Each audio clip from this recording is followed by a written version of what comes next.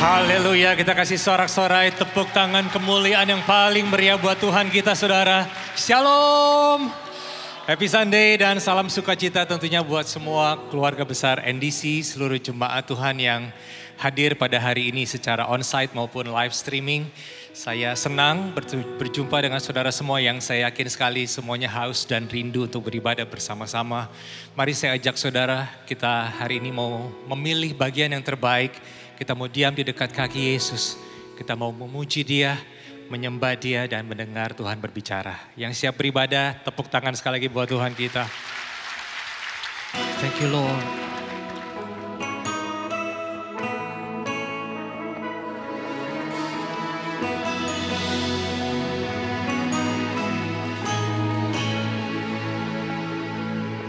Ku ingin selalu dekat, mendengar suaramu Bapa, lebih dari segalanya. Ku ingin mengenalmu, rahasia hatimu, hanya itu rinduku. Memilihmu bagian yang terbaik, selamanya tak akan terganti. Harta yang paling berharga, hanya Kau Yesus selamanya.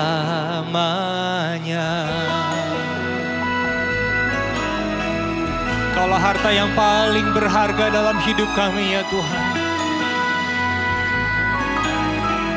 Mari sama-sama nyanyikan. Ku ingin selalu dekat, mendengar suaramu Bapa, lebih dari segalanya. Ku ingin mengenalmu, rahasia hatimu, hanya itu. Memilihmu Yesus, bagian yang terbaik, selamanya tak akan terganti. Harta yang paling berharga, hanya Kau Yesus selamanya. Takkan ku tukar kesetiaanku, hanya Kau satu yang ku rindu.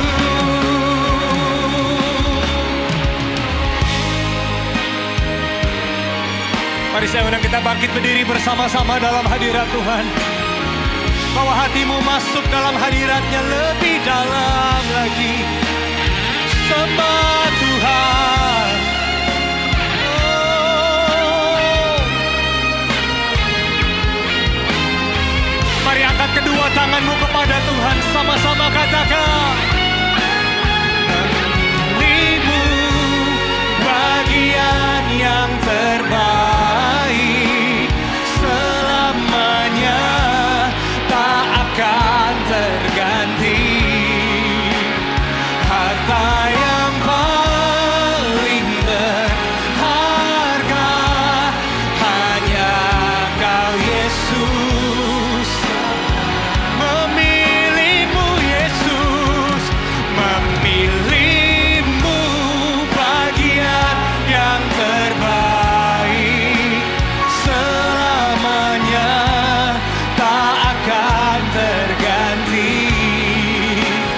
Harta yang paling berharga,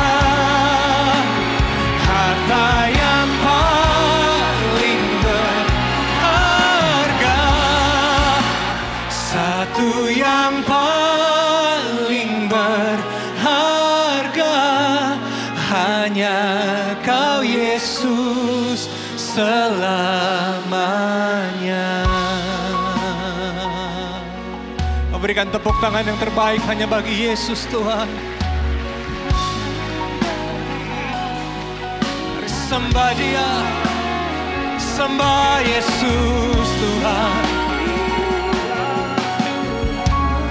Mari angkat suaramu, bawa hatimu sembah, sembah Yesus Tuhan.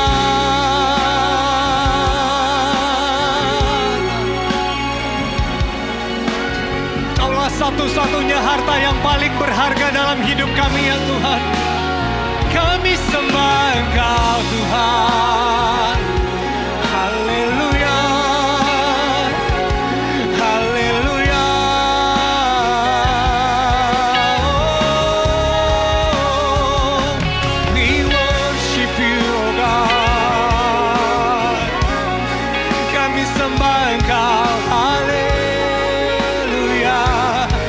haleluya, haleluya, haleluya. Tidak ada nama lain, tidak ada nama lain yang kami sembah, yang kami tinggikan selain namamu, namamu Yesus. Oh, kami menyembahmu, kami menyembahmu. Hanya Kau Tuhan, hanya Kau Tuhan, hanya Kau. Sama-sama katakan, memilihmu bagian.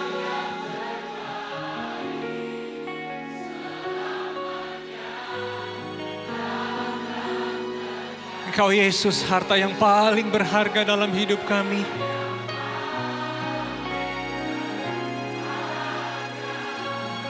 Hanya Kau Yesus. Mari sekali lagi jemaat Tuhan, memilihmu Yesus, memilihmu. Yes Lord.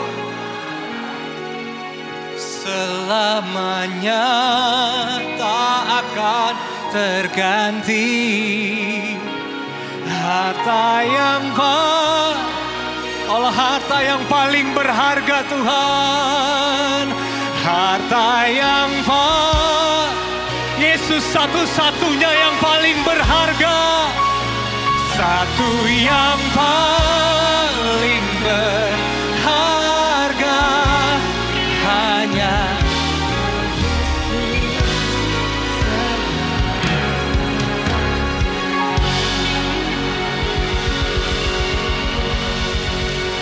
berikan sorak-sorai bagi Tuhan.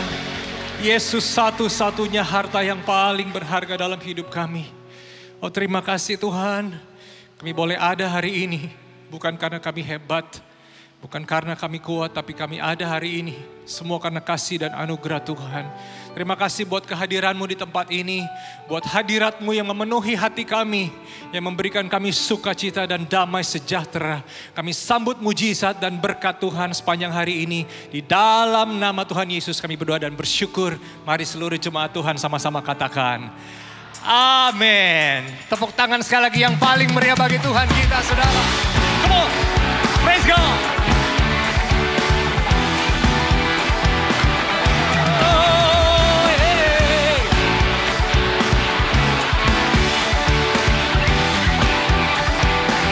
Nyanyi sama-sama.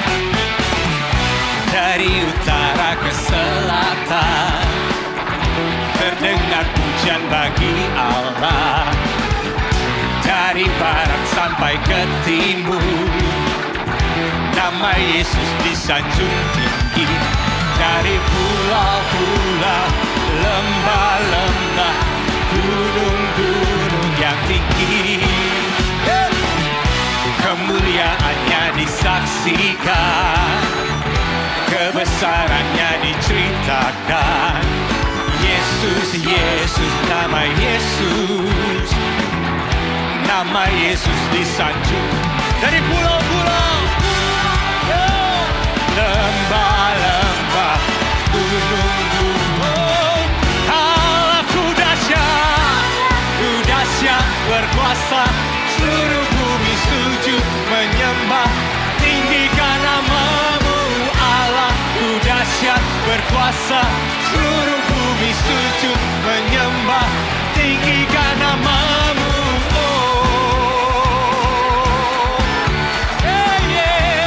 Allahku dahsyat.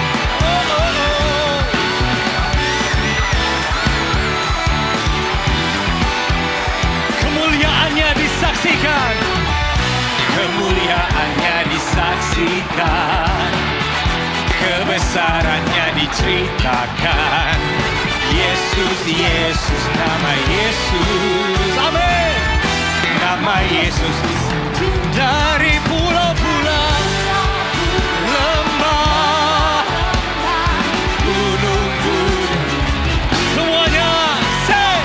Allahku dahsyat berkuasa, seluruh bumi sujud menyembah, tinggikan nama-Mu.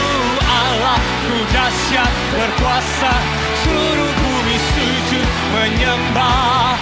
Allahku dahsyat, ku dahsyat berkuasa, seluruh bumi sujud menyembah, tinggikan nama-Mu. Allahku dahsyat berkuasa, seluruh bumi sujud menyembah, tinggikan nama-Mu.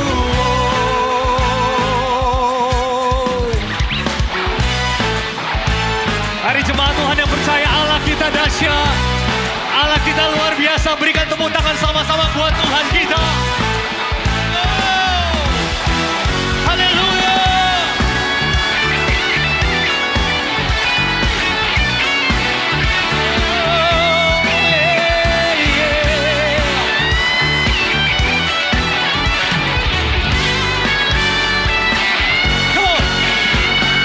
Allahku dahsyat,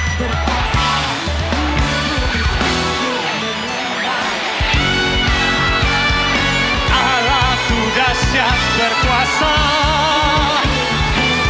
Oh, Allahku dahsyat, Allahku dahsyat berkuasa, seluruh bumi sujud menyembah, tinggikan nama-Mu. Allahku dahsyat berkuasa, seluruh bumi sujud menyembah, tinggikan nama-Mu. Oh, tinggikan nama-Mu. Oh, tinggikan nama-Mu. Allahku dahsyat. Haleluya. Bisa lebih meriah lagi tepuk tangan bagi Tuhan. Come on. Mari bersama-sama kita rayakan kebaikannya. Kita rayakan kasih-Nya Tuhan. Haleluya. Kami bawa pujian bagi nama-Mu Tuhan. Hari ini hari yang telah dijadikan Tuhan. Mari kita bersuka. Amin. Hari ini hari yang telah dijadikan Tuhan. Mari kita bersuka. Kami bersuka di dalam-Mu Tuhan. Oh, bersuka di dalam Tuhan. Come on Andy, sing it out. Bersuka.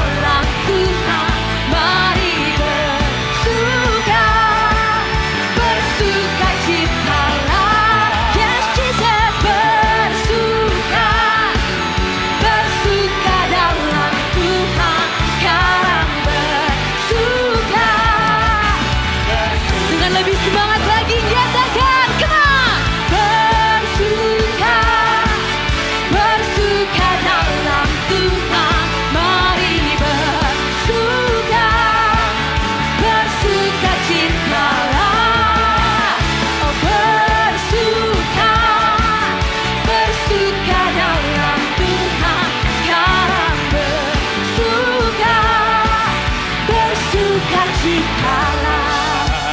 Sukacita surga melimpah bagi setiap kita, amin. Kasihnya nyata, berkatnya melimpah. Mari bersama yang bersukacita, tepuk tangan di atas kepala, come on. Kami rayakan hari ini Tuhan, karena kami tahu Allah kami Allah yang hebat. Haleluya. Mari dengan iman percaya sama-sama kita mau sorakan. Come on. Bersuka dalam Tuhan. Mari bersuka, bersukacitalah. Bersuka dalam Tuhan, sekarang bersuka, bersukacitalah. Sekarang bersuka, sekarang bersuka, sekarang bersuka, bersukacitalah. Haleluya, sorak-sorai terbaik bagi Tuhan Yesus. Jemaat silahkan duduk dalam hadirat Tuhan. Shalom Jemaat NDC yang terkasih. Saya Samantha Juwita, senang dan bersyukur dapat menyampaikan informasi serta kegiatan yang kami sajikan dalam NDC News. Gunakan aplikasi NDC untuk mengetahui jadwal ibadah. Dan untuk mengikuti ibadah di NDC Central Park, saudara wajib melakukan seat booking. Ikuti Revival Night setiap Senin, Rabu, dan Jumat, pukul 20 di YouTube channel NDC.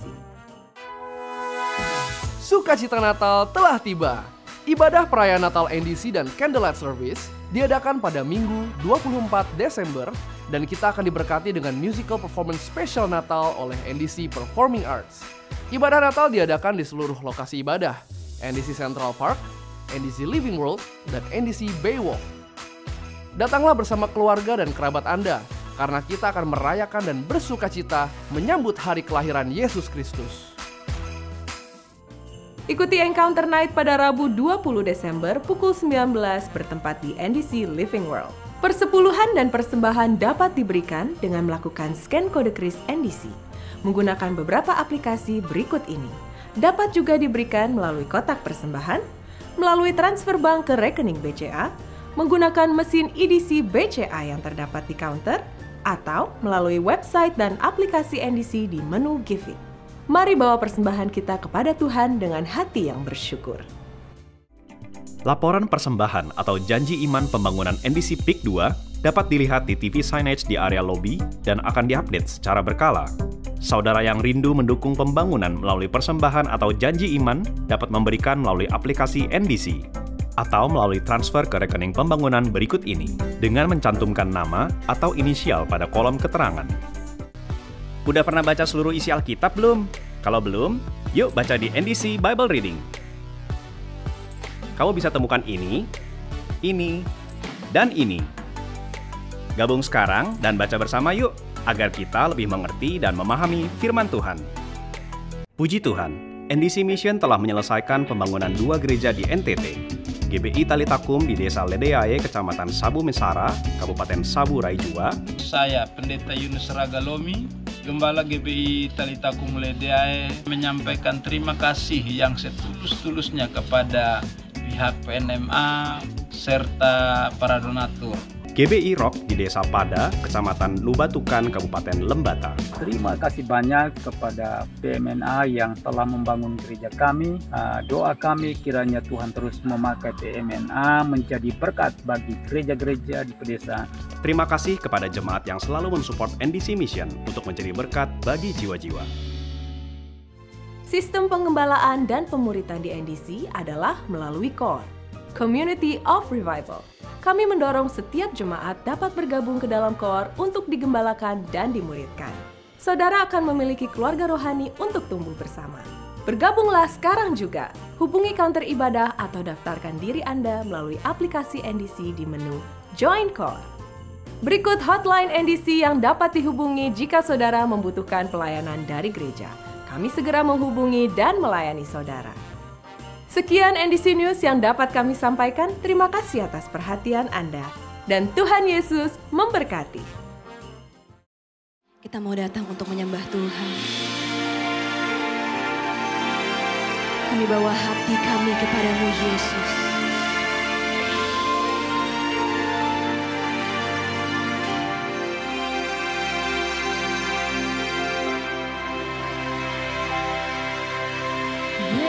Yesus, kami puja,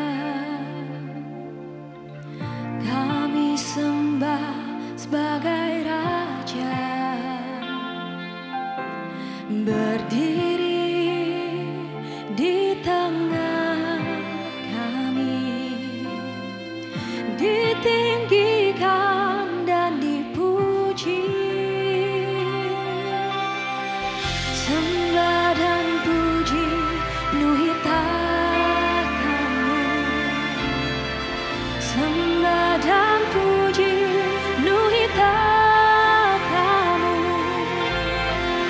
Sembah dan puji penuhi tangan-Mu. Yesus Tuhan adalah Raja. Mari bersama nyanyikan. Yesus, kami puja, kami sembah Engkau Sang Raja, sebagai Raja.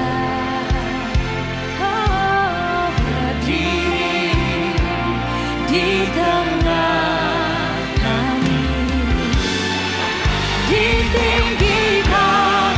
Mari bersama-sama bangkit berdiri dalam hadirat Tuhan dan kita nyatakan sembah dan puji penuhi tangan-Mu. Sembah dan puji penuhi tangan-Mu.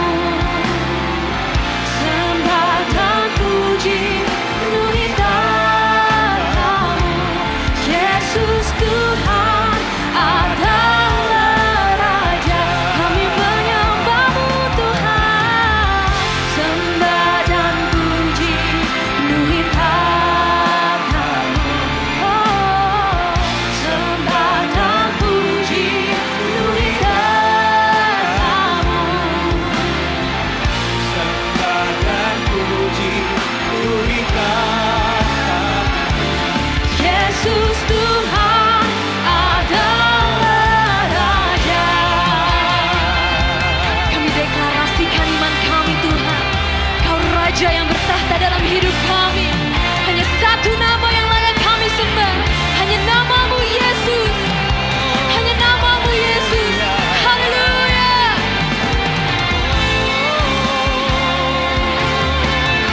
Mari bersama-sama dengan iman percaya.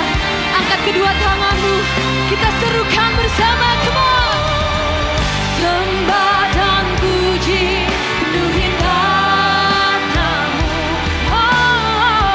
Sembah dan puji Penuhi tangan-Mu. Sembah dan puji penuhi tangan-Mu. Yesus Tuhan adalah. Dengan lebih sungguh lagi saudara sama-sama nyatakan. Sembah dan puji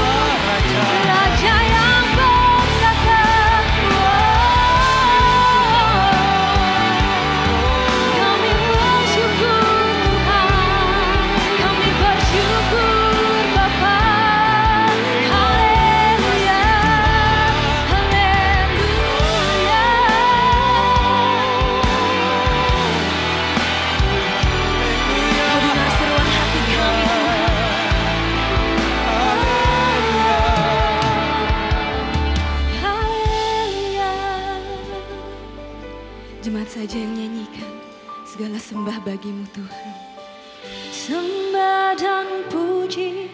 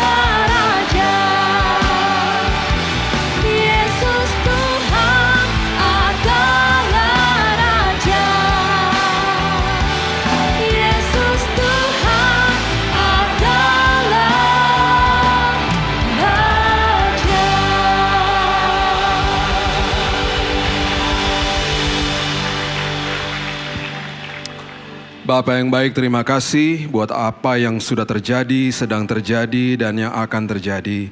Karena kami tahu Tuhan, Tuhan yang merangkaikan segala sesuatu dan mendatangkan kebaikan bagi kami orang-orang percaya. Mengucap syukur bahwa Tuhan sudah menembus waktu di mana Tuhan sudah ada di hari esok kami, menyiapkan yang terbaik bagi setiap kami. Itu sebabnya Tuhan, hidup ini sangat berharga, masa depan kami ditanggung penuh, dan hidup kami penuh dengan kesaksian. Karena kami mengalami Yesus. Itu sebabnya Tuhan, hari ini firman Tuhan akan memerdekakan setiap kehidupan, karena kami tahu kebenaran yang kami terima adalah kebenaran yang akan mengalahkan segala-galanya. Terima kasih Bapa yang baik, hanya di dalam nama Tuhan Yesus, Juru Selamat kami yang agung, kami berdoa dan mengucap syukur. Kita sama-sama katakan, amin, amin, amin, amin, amin, amin. Haleluya. Silakan duduk. Shalom. Udah makan? Jangan ngantuk ya. Kebanyakan nasi putih ngantuk. Oke, buka bersama-sama saya Bilangan 13 ayat 17 dan 18. Bilangan 13 ayat 17-18 ini berbicara tentang sosok pribadi yang luar biasa yang di tengah-tengah peristiwa ini ada satu sosok pribadi yang menonjol dan kemudian ada sebuah janji Tuhan yang Tuhan berikan kepada dia karena kuncinya cuma satu, dia cuma percaya sama Tuhan. Dan waktu saya selidiki, satu hari di kamar saya waktu saya tuntas belajar, saya merinding, betul-betul merinding. Jadi saya mau ajak kita merinding bareng-bareng saya ya. Bilangan 13 ayat 17 mengatakan, maka Musa menyuruh mereka untuk mengintai tanah Kanaan, katanya kepada mereka, pergilah dari sini ke tanah Negeb, naiklah ke pegunungan, amat-amatilah bagaimana keadaan negeri itu, apakah bangsa yang mendiaminya kuat atau lemah, apakah mereka sedikit atau banyak. Ini ada 12 orang yang diperintahkan sama Musa untuk mengintai tanah perjanjian. Tanah perjanjian sudah dijanjikan diberikan kepada mereka. Ya, jadi mereka diminta untuk mengintai aja. Sudah dijanjikan, sudah diberikan kepada mereka. 12 pengintai ini sebenarnya ada satu suku yang gak ikut. Ya, suku Lewi gak ikut. Mereka lagi latihan praise and worship, mereka gak ikut. Tetapi kenapa tetap 12? Karena suku Yusuf mengirim 2 suku, sub-sukunya ya, Efraim dan Manasye. Jadi Tuhan itu sangat detail dengan, kalau kita baca Alkitab, kode, angka, itu nggak kebetulan, itu semuanya ada maksudnya, ada artinya gitu ya. Jadi Alkitab kita tuh memang dahsyat dan luar biasa karena sumbernya satu ya. Oke, Bilangan 13 ayat 23 mengatakan begini. Ketika mereka sampai ke lembah Eskol. Lembah Eskol ini udah ada di dalam tanah perjanjian. Mereka masuk ke lembah Eskol, ya mereka nggak sadar bahwa mereka ada di sebuah tempat yang nantinya ada sebuah kaitan dengan apa yang mereka percayai sebenarnya. Makanya Tuhan kasih tahu di awal bahwa ini loh tanah perjanjian ini nih. Kenapa? Karena di lembah Eskol ini ditemukan begini, dipotong mereka di sana suatu cabang dengan setandan buah anggurnya. Lalu berdualah mereka menggandarnya, juga mereka membawa beberapa buah delima dan buah ara. Jadi ternyata di lembah Eskol ditemukan di dalam tanah perjanjian buah-buahnya juga luar biasa, besarnya luar biasa, sampai harus digandar, sampai harus dipikul buahnya. Oke, lembah Eskol ada kaitannya dengan apa yang nanti kita akan bahas. Itu sebabnya jangan lupa garis bawahi dan yuk kita katakan bersama-sama lembah Eskol 23. Katakan dengan keras 1, 2, 3. Oke, jangan lupa ya lembah Eskol. Ya. Kemudian ayat 24. Tempat itu dinamai orang lembah Eskol karena tandan buah anggur yang dipotong orang Israel di sana. Kemudian begini, sesudah lewat 40 hari. Jadi mereka mengintai ini 40 hari ya. Pulanglah mereka dari pengintaian negeri itu dan langsung datang kepada Musa, datang kepada Harun, dan kepada semua bangsa Israel di Kadesh Barnea sebenarnya ya, di padang gurun Paran.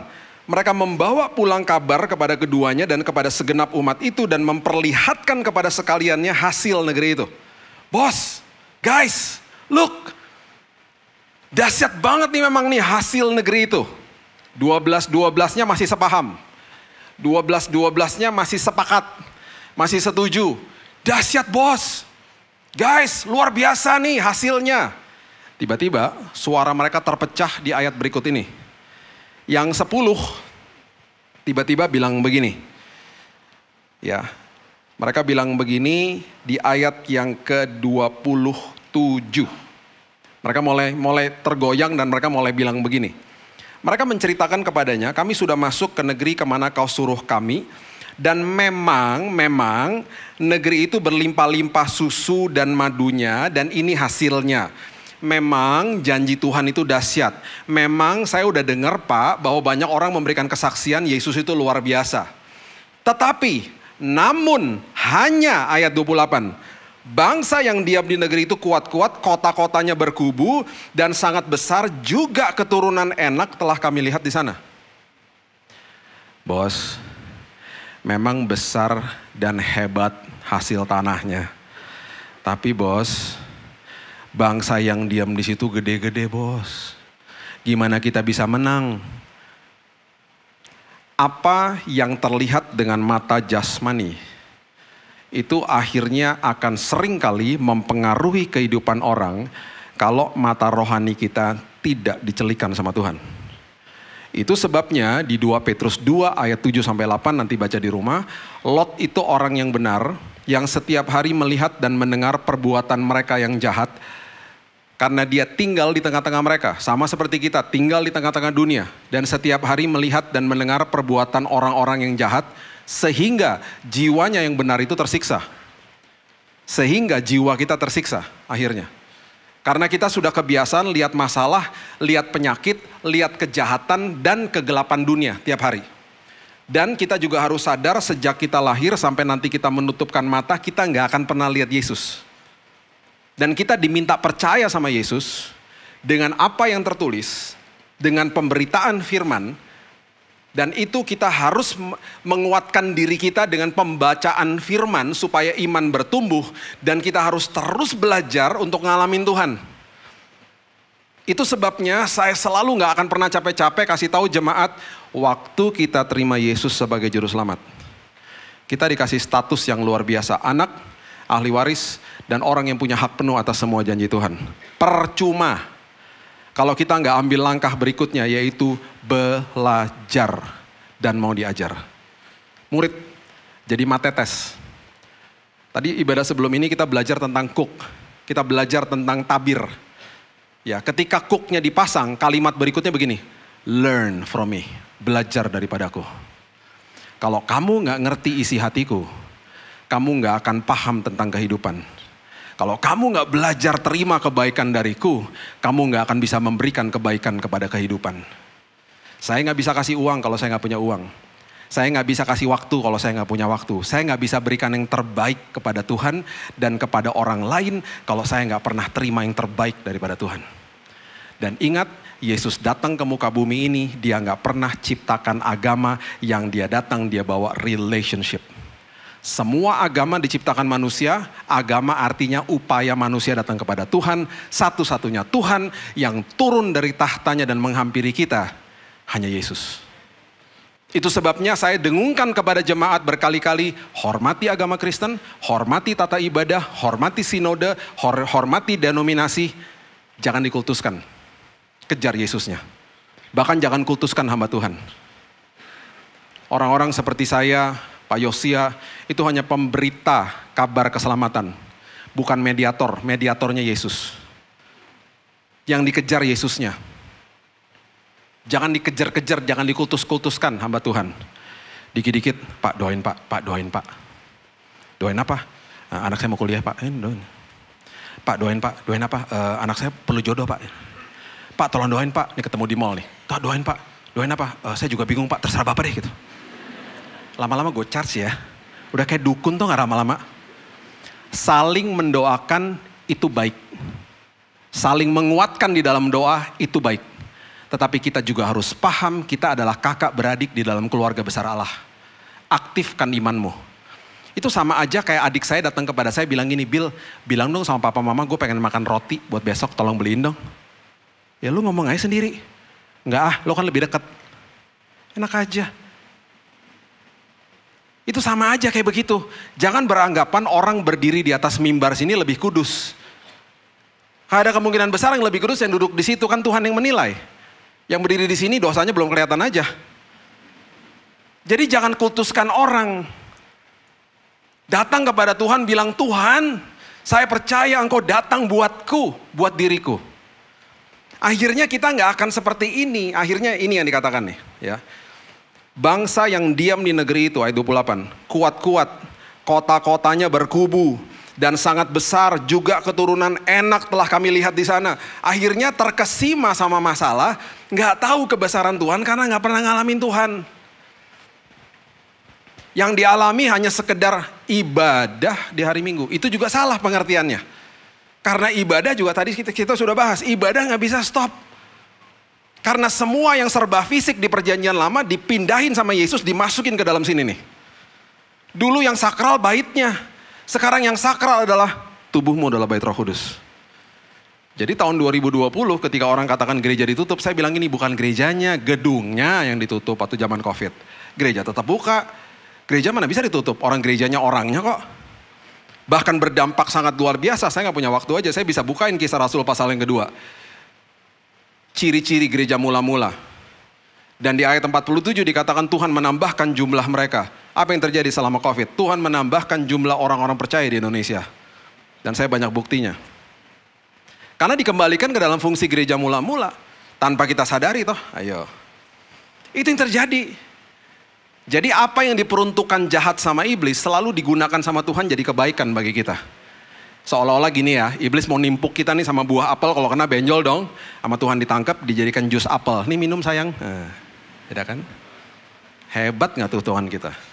Makanya setelah itu semua terjadi, setelah kita lagi lewatin masalah, selagi melewati masalah kan kita lihat masalahnya. Kita harus ingatkan diri kita, Tuhan sedang kerja dan saya gak bisa lihat. Dan seringkali saya gak lihat. Itu sebabnya kalau berjalan di dalam lembah kekelaman, saya percaya Tuhan aku berjalan bersama sumber atas segala sumber. Dan nanti kita akan bangga sendiri, karena kita akan deklarasi Roma 8 ayat 28. Aku tahu sekarang bahwa Allah turut bekerja dalam segala sesuatu, mendatangkan kebaikan bagi aku. Selagi berjalan di dalam kegelapan, selagi berjalan ke dalam ketidakpastian, kita harus selalu percaya bahwa saya berjalan bersama sumber yang penuh kepastian. Itu sebabnya firman Tuhan katakan begini. Kalau kamu udah lihat saya, ya kamu percayalah, Yesus katakan. Berbahagialah orang, itu katanya adalah makarios, diberkatilah orang yang tidak melihat namun percaya. Hari ini kita di zaman ini kita gak lihat Yesus secara fisik. Tetapi ketika kita katakan aku percaya Tuhan, oh dia makin nyatakan kuasanya. Oh dia makin nyatakan mujizatnya. Karena kita percaya. Ya, yang sangat busuk adalah sebenarnya, ini ketika mereka mulai mengeluarkan kata-kata yang mendeskripsikan tentang masalah mereka. Dimulai dari ayat 31 dikatakan begini. Tetapi orang-orang yang pergi ke sana bersama-sama dengan dia berkata, kita tidak dapat maju menyerang bangsa itu karena mereka lebih kuat daripada kita. Ayat 32. Mereka menyampaikan kepada orang Israel kabar busuk tentang negeri yang diintai mereka dengan berkata negeri yang telah kami lalui untuk diintai adalah negeri yang memakan penduduknya dan semua orang yang kami lihat di sana adalah orang-orang yang tinggi-tinggi perawakannya. Perhatikan ini baik-baik. Alkitab mencatat orang yang mendeskripsikan masalahnya dan menyatakan dalam hidupnya masalah saya besar itu adalah kabar busuk yang keluar dari mulutnya. Itu sebabnya di Matius 6 ayat 31 Yesus mengatakan dengan sangat perinci, dengan sangat jelas. Janganlah kamu khawatir dan berkata apakah yang akan kamu makan, minum dan pakai. Bukan sekedar khawatir, nggak boleh berkata juga. Berarti apa? Nggak boleh ngeluh. Aduh gimana ya, aduh gimana ya. Senantiasa isi hidupmu dengan ucapan syukur karena ada kuasa di balik ucapan syukur. Jadi itu yang terus didengungkan sama firman Tuhan. Jangan keluarkan kabar busuk. Di tahun 2019, Bapak Ibu pasti sudah dengar kesaksian saya. Dokter yang membacakan diagnosa saya, yang masuk ke dalam kamar saya, itu adalah dokter yang dikirim sama Tuhan. Saya percaya dia dikirim sama Tuhan karena namanya Dr. Grace. Artinya dokter kasih karunia. Dia yang ngasih tahu sama saya bahwa saya akan mati. Dengan terbata-bata hampir nangis dia bilang, I am so sorry. Your life expectancy is only 3 months. Saya bisa mengatakan kepadamu berdasarkan hasil diagnosa hidupmu hanya 3 bulan. Saya minta maaf ya. Sambil hampir mau nangis dia. Dia berkali-kali dia harus stop. Saya mohon maaf, saya harus bacakan ini semuanya karena di ujung daripada ini semuanya saya minta tanda tangan kamu. Paling lama hidupmu 6 bulan. Kalaupun kamu masih diteruskan masih hidup, itu perawatan sampai 12 bulan. Dan sebentar lagi karena penyakitmu ini, kami sudah diagnosa ternyata kanker di dalam darahmu itu 90% sudah terkontaminasi sama kanker. Kami gak punya pilihan. Besok kami akan bolongin dadamu. Besok kami akan masukin 3 selang. Besok kita akan langsung kemo, kita akan transfusi darah, kita akan masukin NaCl selang infus bersamaan. Karena apa? Di transfusi darah, yang darahnya masuk, darahnya bocor di mulut saya. Keluar terus dari mulut. Bocor darahnya. Saya udah berkantong-kantong puluhan kantong, mungkin ratusan kali udah masuk ke tubuh saya. Jadi kemudian dia bilang, setelah kamu di kemo, itu 1 tetes dari cairan kemo kalau jatuh ke tangannya suster, 1 tetes aja tangannya suster kebakar. Jadi kamu bisa bayangin 1 hari itu 500 mili dikali 7 hari, berarti 3,5 liter akan masuk ke dalam tubuhmu setelah 1 minggu. Kamu melepuh organmu. Dan setelah 1 minggu kamu diobati, kamu akan masuk ICU, kamu akan koma, kamu akan dapat ventilator, dan kamu mati. Ngapain diobatin dok? Saya sempat ngomong gitu sih. Ngapain diobatin? We have no choice. Saya harus katakan ini dan saya harus minta tanda tangan. Supaya kalau bapak mati, istri tidak akan menuntut rumah sakit. Di pagi hari, renungan pagi, saya baru baca Amsal 4 ayat 20-23. Itu pasti dari Roh Kudus, nggak mungkin enggak. Bangun pagi tiba-tiba saya dapat ayat itu. Di ayat itu dikatakan begini, arahkan telingamu kepada ucapanku, simpan di dalam lubuk hatimu, karena itu sumber daripada kehidupan dan kesembuhan. Jadi tiba-tiba waktu dokternya keluar sambil nangis, saya dan istri saya sambil berdoa nangis. Saya tiba-tiba bilang gini, inget nggak tadi pagi ayat yang kita baca? Tiba-tiba Roh Kudus kasih tahu, Bill, jangan ngeluh ya. Bill, ingat ya, itu tampaknya besar luar biasa, tapi saya lebih besar. Tiba-tiba saya ngomong gini, sayang, yang tadi pagi kita baca itu kan kebenaran firman. Bahwa bilurnya Tuhan sudah menyembuhkan aku di kayu salib. Yang barusan kita dengar dari dokter adalah kenyataan hidupku. Tiba-tiba keluar dari mulut saya. Tuhan, kenyataan harus tunduk sama kebenaran. Tiba-tiba tiap hari saya ngomong begitu. Tiap hari saya ngomong gitu. Dan saya gak peduli, saya bilang ini, Tuhan, setiap hari saya mulai ngomong ini, saya percaya kesembuhan sudah saya terima. Saya gak pernah lagi minta kesembuhan. Tuhan, saya percaya kesembuhan sudah saya terima. Sembuh gak? Ya enggak lah, makin parah. Beberapa kali hampir mati kok. Kejang-kejang dan infeksi akut. Tetapi dalam waktu hanya 1 bulan, ada 10 dokter yang cek ulang saya. Setelah 1 bulan, hanya 1 bulan. Dan mereka kembali membawa diagnosanya, mereka katakan, kami gak bisa menemukan sel kankernya tiba-tiba 0% hilang. Dalam hitungan hanya 1 bulan. Itu sebabnya Yosua sama Kaleb gak ikut-ikutan nama si-10 ini. Mereka tuh bilang begini, walaupun itu raksasa, Tuhan kita lebih besar. Tenang aja guys, mereka yang ngomong begitu. Makanya kita gak pernah dengar nama-nama seperti Safat, Yigal, Palti, Nafbi, kita gak pernah dengar. Karena mereka adalah 10 pengintai gak pernah masuk tanah perjanjian dan bukan pahlawan iman. Padahal nama mereka tercatat di bilangan 13. Yang kita masih berikan nama kepada keturunan kita adalah Yosua dan Kaleb toh. Karena dua-duanya adalah pahlawan iman. Yuk jadi pahlawan iman hari ini. Karena kita percaya kebesaran Tuhan, bukan kebesaran masalah kita. Jangan deskripsikan masalahmu. Deskripsikan betapa besar Tuhanmu atas hidupmu. Dan yang sangat mengerikan adalah Bilangan 13 ayat 33. Mereka mulai mengatakan begini. Mereka mulai melihat diri mereka seperti belalang. Ini yang mereka katakan. Bilangan 13 ayat 33. Kami lihat di sana orang-orang raksasa, orang enak yang berasal dari orang-orang raksasa. Dan kami lihat diri kami nih seperti belalang. Dan udah gitu mereka bilang begini. Dan demikian juga mereka terhadap kami. Jadi bila mereka berasumsi, mereka mengatakan kalau musuh kami lihat kami, pasti mereka bilang kami kayak belalang. Pribadi yang paling sering berbicara sama kita adalah diri kita sendiri. Kalau kita ngertinya salah, kita akan kasih tahu diri kita semua kebohongan iblis. Persepsinya Tuhan tentang musuhnya bangsa Israel itu apa? Coba lihat. Yesaya 40 ayat 22. Firman Tuhan katakan begini.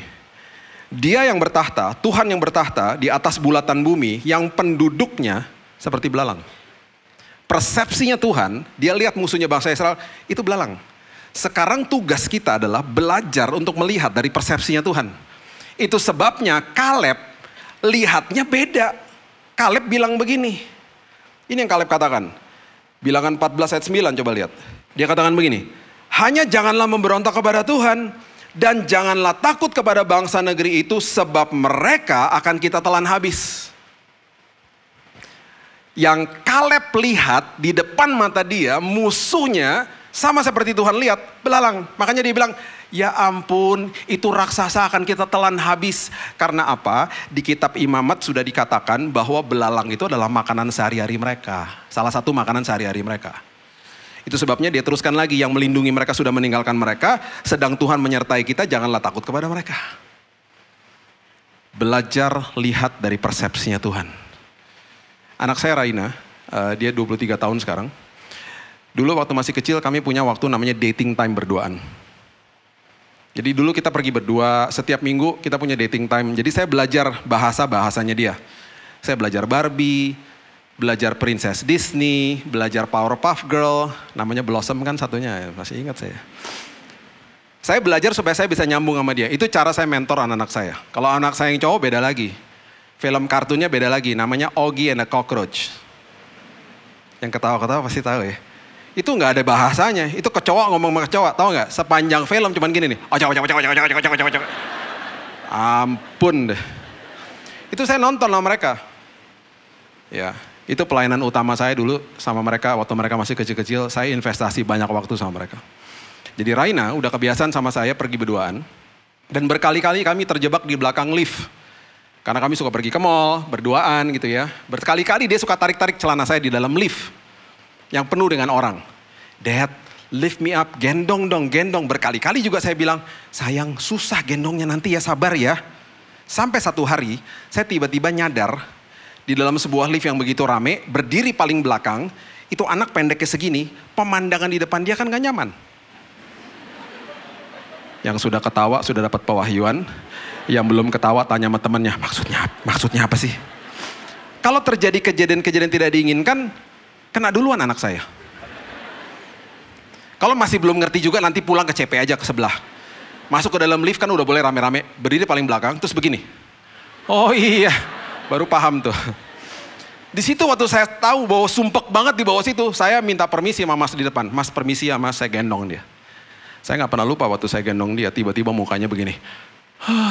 Lega. Waktu mukanya lega, apakah liftnya jadi gak rame? Tetap rame lagi. Kenapa mukanya lega? Karena pandangannya setinggi pandangan saya. Kalau lagi lewat badai, bilang gini sama Tuhan, gendong aku Tuhan.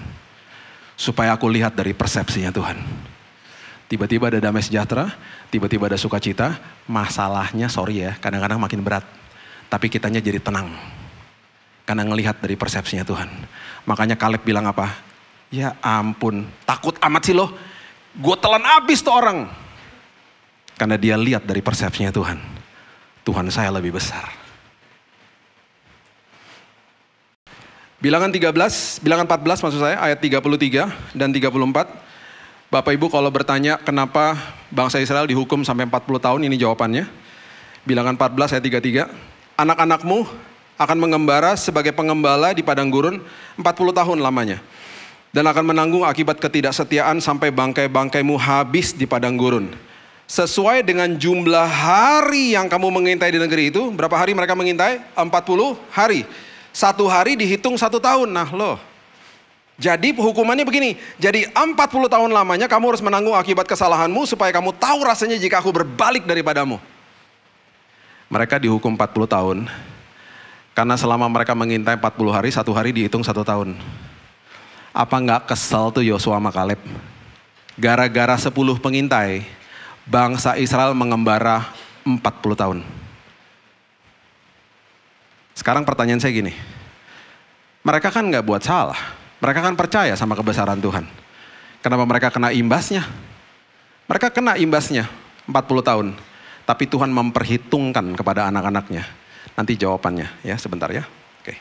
Coba lihat dulu. Bilangan pasalnya yang ke-14 ayat yang ke-24. Bilangan 14 ayat 24. Ini persepsinya Tuhan tentang Kaleb kepada orang yang percaya kepada Tuhan. Dia katakan begini. Tetapi hambaku Kaleb, saya suka kalimat ini. Karena lain jiwa. Karena lain jiwa, bukan janji jiwa ya. Karena lain jiwa yang ada padanya dan ia mengikut aku dengan sepenuhnya. Akan kubawa masuk ke negeri yang telah dimasuki dan keturunannya akan memilikinya. Orang yang percaya sama Tuhan, firman Tuhan katakan orang itu adalah orang yang lain jiwa, different spirit. Orang yang gak percaya sama Tuhan adalah orang yang kelainan jiwa. Itu kata saya. Itu sebabnya diperhitungkan kepada dia, akhirnya dia sama Yosua boleh masuk ke tanah perjanjian dengan generasi yang lebih muda. 10 pengintai kena tulah gak boleh masuk, generasi mereka juga gak boleh masuk karena gak ada yang percaya. Generasi muda, anak-anak mereka boleh masuk tapi disunat dulu di lembah Gilgal. Dan mereka itu artinya kalau disunat meninggalkan celah Mesir, paradigma Mesir. Karena mereka ada pengaruh-pengaruh dari orang tua mereka. Bayangin sampai kayak gitu. Tuhan ingin pengelola-pengelola yang hebat di tanah perjanjian. Itu ada di Yosua 5, semuanya lengkap ada di situ. Ya. Nah, yang terakhir, coba sekarang kita buka Yosua pasalnya yang ke-14. Dimulai dari ayat yang ke-7. Waktu masuk ke tanah perjanjian, semua suku diundi sama Yosua untuk dapat tanah. Diundi suku Ruben. Mana? Woi. Kelapa Gading. Suku Naftali mana? Woi. Pik. Suku Naftali mana? Suku Dan. Woi. Mana? Bekasi. Tiba-tiba. Suku Yehuda. Tuh sukunya Kaleb. Sukunya Kaleb Yehuda. Itu keturunan Yesus dari situ. Suku Yehuda. Wah. Apaan? Hebron. Wow, semua pada teriak. Karena itu dinanti-nantikan sama semuanya. Semua pengen dapat Hebron. Itu kayak dia bilang gini, Menteng. Ya gile banget lu dapat Menteng. Kenapa? Karena Hebron adalah tanah yang paling sakral buat mereka. Kenapa? Abraham, Ishak dan Yakub dikubur di situ. Masalahnya, Hebron itu tanah yang paling mengerikan. Karena yang diem di situ, ini waktu mereka masuk tanah perjanjian masih harus perang loh ya. Perang tapi udah dijanjikan sama Tuhan menang. Di Yosua 1 tuh jelas banget janji-janji Tuhan. Tetap mereka harus perang. Ya. Di Hebron, yang mendiami tanah Hebron itu biangnya raksasa. Raksasa yang paling besar tinggalnya di Hebron. Plus itu penuh dengan pegunungan. Jadi memang itu tanah sakral, tapi yang mendiami orang-orang di sana itu betul-betul biangnya raksasa. Jadi di ayat yang ke-7 ini Yosua kira-kira nih ada kemungkinan baru ngomong sama si Kaleb bilang begini. Bro, lu kan sama gue udah tua. Ya udahlah, biar yang muda-muda aja perang. Lu sama gue tunggu aja di sini, udah pasti menang juga, udah tunggu aja di sini. Tahu si Kaleb bilang apa? Dia bilang gini, ayat 7. Aku berumur 40 tahun. Ketika aku disuruh Musa hamba Tuhan itu dari Kades Barnea untuk mengintai negeri ini dan aku pulang membawa kabar kepadanya yang sejujur-jujurnya.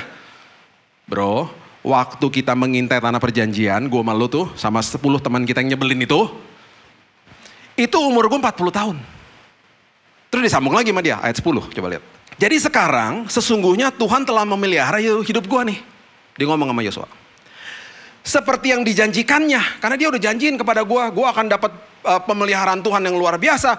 Jadi kini sudah 45 tahun lamanya sejak diucapkan Tuhan firman kepada Musa, dan selama itu orang Israel mengembara di padang gurun. Jadi sekarang usia gue ini 85 tahun. Gue ini 85 tahun bro. Terus dia bilang gini, ayat 11. Pada waktu ini, sekarang ini gue ini masih sama kuat. Sama seperti waktu gue disuruh Musa 45 tahun yang lalu. Seperti kekuatan pada waktu itu, demikianlah kekuatanku sekarang untuk berperang dan untuk keluar masuk. Dengan kata lain dia bilang begini, betul kita kena imbasnya, 40 tahun kena hukuman. Tapi Tuhan memelihara gue sehingga kesehatan gue, tubuh, jiwa, dan roh masih seperti dulu. Hari ini kita lahir di dalam dunia yang penuh dengan dosa. Karena dosa manusia yang awal. Janji Tuhan kepada orang percaya, tubuh, jiwa, dan roh akan diberikan kekuatan dan akan diberikan kesehatan sama Tuhan. Dan itu sebabnya di ayat yang ke-12, Kaleb bilang begini. Kan pegunungan kan, dia bilang gini. Oleh sebab itu, berikanlah kepadaku ke pegunungan. Give me the mountain. Mau segede apapun gue gak peduli bro. Karena gue tahu yang berperang bagi gue tuh siapa. Gue akan maju ke sana. Karena gue masih kuat. Ayat 13, ini adalah bukti bahwa Hebron yang diberikan. Yosua memberkati Kaleb bin Yefune, diberikannya Hebron kepadanya menjadi milik pusakanya. Dan ayat yang terakhir, ayat 15 mengatakan begini. Nama Hebron dahulu ialah Kiryat Arba. Kenapa? Arba ialah orang yang paling besar di antara orang enak. Dan amanlah negeri itu berhenti berperang. Jadi yang tinggal di situ, itu adalah biangnya raksasa. Nanti kalau Bapak Ibu baca di kitab Kejadian, kenapa ada raksasa? Karena ada anak-anak Allah, itu artinya the fallen angels. Malaikat yang sudah jatuh mengawini anak-anak daripada mengawini perempuan-perempuan manusia, lahirlah raksasa. Dan timbullah akhirnya keturunan yang akhirnya melahirkan Goliat. Dan mereka mengerikan memang, besar tubuhnya. Perhatikan prinsip ini baik-baik. Waktu selesai dikalahkan, ternyata di balik pegunungan itu, mereka menemukan sebuah tanah yang mereka sudah pernah datangi sebelumnya. Ternyata lembah Eskol yang tadi kita katakan bersama-sama, itu ternyata ada di tanah Hebron. Di balik pegunungan yang tinggi, sudah menanti sebuah berkat yang luar biasa, dan itu semuanya diberikan kepada Kaleb. Saya mau beritahu ini kepada kita semuanya hari ini. Jika rintangan di depanmu, ujian di depanmu setinggi gunung, berarti Tuhan melihat ada Kaleb di dalammu. Dan katakan kepada gunung itu, give me the mountain. Karena aku tahu Tuhan yang berperang bagi aku. Percaya dengan kebesaran Dia, karena di balik masalahmu sudah menanti lembah Eskol yang berkatnya berlimpah-limpah bagimu. Dan ketika engkau mengelola berkatmu, engkau paham mengelola berkatmu karena engkau setelah diubahkan sama Tuhan. Selagi dalam perjalanan iman. Bagi saya, gunung yang saya hadapi di bulan Januari 2019 ketika saya divonis mati adalah kedua anak saya, dua-duanya duduk di bangku SMA kelas 3 dan yang satu di kelas 6 SD. Berarti dua-duanya sebentar lagi akan berhadapan sama ujian nasional. Setelah itu mereka akan diwisuda di bulan Juni.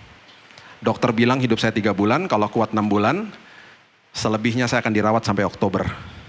Tuhan sembuhkan saya di Februari, bulan Mei saya dikeluarkan dari rumah sakit. Saya bahkan tanya gini, dok, gak ada obat? Gak ada. Kalau pusing minum Panadol aja. Di bulan Juni, di kedua wisuda anak saya duduk di depan, saya hadir. Dengan kondisi yang masih kurus, tetapi saya hadir. Saya udah gak inget acaranya seperti apa, karena saya cuma menangis dari awal sampai habis. Itu lembah Eskol saya. Saya melihat gunung di depan saya. Tetapi terus katakan, Tuhan saya lebih besar. Tuhan saya lebih besar. Makin tinggi gunungmu, makin indah lembah Eskol di belakangnya. Itu sebabnya hari ini, kalau Tuhan percayakan kita untuk melewati rintangan yang sebesar itu, berarti Tuhan tahu ada Kaleb di dalam kita masing-masing. Berikan tepuk tangan kita untuk Tuhan kita. Haleluya. Bapak yang baik, terima kasih buat hari yang indah ini. Terima kasih Tuhan buat pernyataan firman Tuhan. Terima kasih Tuhan buat apapun yang ada di depan kami. Kami tahu bahwa Tuhan yang berperang bagi kami. Tuhan yang menyatakan janjinya bahwa hari esok adalah hari yang indah bersamamu. Apapun rintangan dalam hidup kami, apapun yang mungkin sedang kami hadapi hari ini, kami begitu percaya bahwa Tuhan selalu bekerja dan senantiasa merangkaikan segala sesuatu untuk menyiapkan kebaikan datang ke dalam pangkuan kami. Karena kami adalah anak-anak Tuhan. Kami adalah ahli waris. Kami adalah orang-orang yang punya hak penuh atas semua janji Tuhan. Itu sebabnya hari ini Tuhan, hanya satu kami mau menyatakan kepadamu. Kami percaya kepada kebesaran-Mu. Kami begitu percaya kepada kuasa-Mu. Bahkan di dalam kelemahan kami pun justru kuasa-Mu akan dinyatakan Tuhan. Itu sebabnya hari ini Tuhan aku berdoa, setiap dari kami yang hadir, kami akan mengalami Tuhan, hidup kami penuh kesaksian. Karena kami juga sudah dimeteraikan oleh Roh Kudus. Terima kasih Bapa yang baik. Hanya di dalam nama Tuhan Yesus kami sudah berdoa dan kami senantiasa mengucap syukur. Kita sama-sama katakan, amin. God bless you.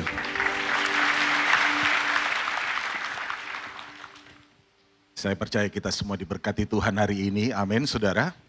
Biar kita semua memiliki different spirit, roh yang luar biasa seperti Kaleb ya. Apapun pergumulan dan masalah yang kita hadapi. Saya mendorong Anda semua untuk mengikuti Revival Night seminggu 3 kali ya di gereja ini. Agar roh kita disegarkan dan selalu kita lebih dekat dengan Tuhan. Melalui pujian dan penyembahan yang kita lakukan. Dan bagi saudara yang membutuhkan doa secara khusus, saudara bisa scan QR yang ada. Ada ratusan pendoa dari NDC akan support Anda di dalam apapun masalah Anda. Kalau mungkin hari ini Anda sedang berhadapan dengan gunung-gunung itu saudara dan engkau berat ya. Ada orang-orang yang akan di samping saudara untuk bersama-sama mendoakan saudara, memberikan kekuatan. Oke, tidak ada hal yang lain, mari kita membangkit berdiri bersama-sama. Kita berikan kemuliaan paling meriah bagi Tuhan kita Yesus Kristus. Dia yang layak menerima penghormatan, kemuliaan, dan keagungan saudara. Mari kita akan datang pada Tuhan. Bapa surgawi, kembali kami bersyukur untuk firman Allah yang hidup dan berkuasa Tuhan. Sehingga hari ini Tuhan kami boleh disegarkan kembali Tuhan. Bahwa kami sadar bahwa sepanjang hidup yang kami jalani mungkin penuh dengan begitu banyak masalah, persoalan dan pergumulan Tuhan. Tapi ajar kami untuk kami memiliki cara pandang seperti cara pandang-Mu Tuhan. Arahkan kami supaya kami bisa memandang seperti Tuhan memandang. Sehingga kami tahu bahwa Allah kami jauh lebih besar dari segala kesulitan, dari segala masalah, dari segala sakit penyakit, dari segala pergumulan yang kami alami Tuhan. Bahwa bersama dengan Tuhan kami sanggup mengatasi segala persoalan itu Tuhan. Dan hari ini kami percaya Tuhan bahwa di balik gunung yang tinggi ada lembah Eskol yang indah yang Tuhan sediakan bagi setiap orang-orang yang percaya kepadamu dan mengasihi Engkau Tuhan. Terima kasih Bapa, Engkau mengurapi dan Engkau memakai hamba-Mu Pendeta Billy yang sudah jadi berkat buat kami semua hari ini Tuhan. Tambahkan anugerah, kasih karunia dalam hidupnya Tuhan. Supaya pelayanan semakin hari berkenan dan jadi berkat yang lebih besar bagi banyak orang. Berkati keluarganya, istri dan anak-anaknya. Dan akhirnya aku berdoa dan aku percaya setiap orang yang datang pulang sudah dijamah oleh kuasa Tuhan. Iman mereka sudah dibangkitkan. Yang putus asa sudah mendapat pengharapan. Yang hari ini Tuhan pulang dengan kekuatan yang baru dari Tuhan Yesus. Mari saudara terkasih dalam Tuhan, arahkan hatimu. Terimalah segala berkat, damai sejahtera, anugerah dari Allah Bapa yang di sorga. Cinta kasih sayang di dalam Yesus. Persekutuan di dalam Roh Kudus yang menyertai kehidupanmu mulai dari sekarang sampai selama-lamanya. Mari bersama-sama kita katakan, amin. Hidupku menggenapi firman-Mu, tanda mujizat sertai tiap langkahku. Kau bersamaku, di dalamku, jadi bukti kebesaran-Mu. Selamat hari Minggu, Tuhan Yesus memberkati.